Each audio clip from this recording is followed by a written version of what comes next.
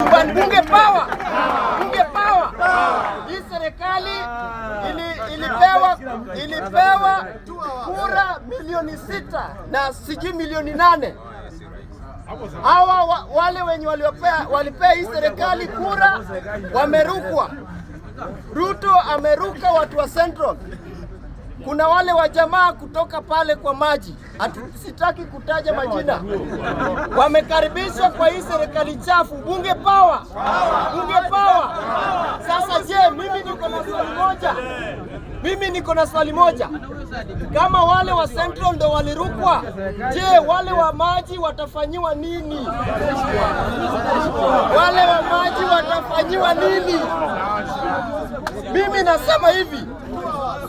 nasema hivi, ever since 1963, the opposition house has never been renovated. That house has never been renovated. That house has never been painted. The contractor who have taken that tender are the Central people. We will assume that they will be in opposition 2027 of which that is very wrong. That is very wrong. Those who are in the opposition from 1963, we will go back to that house. Tutarudi kwa hiyo nyumba.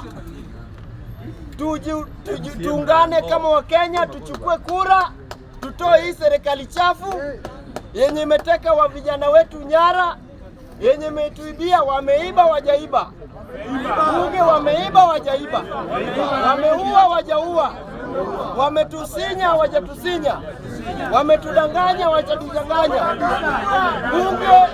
Wanabunge, mimi nasema hivi, hata kama tunapiga Ruto, tusisahau Nairobi County. Hata kama tunapinga Ruto, tusisahau Kisumu County. Hata kama tunapinga Ruto, tusisahau other counties. Let us lecture everywhere. More so the President of the Republic of Kenya, the so-called Kasongo. Mimi nimemiss kutembea kwa Subaru. Mimi saa hii nitafurahia sana nikikaa kwa hizi masubari niende mahali penye Mungu atanipeleka.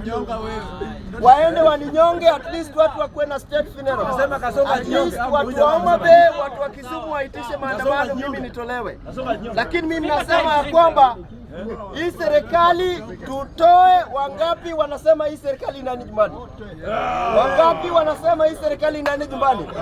Wangapi wanasema hii serikali inaenda nyumbani? Bunge power. Mimi kwa majina naitwa Kofi Annan. Kofi Annan is coming on a high wave. 2027 mlango kubwa MCA. Sasa wacha tukue informed, order. Wacha tukue informed sasa.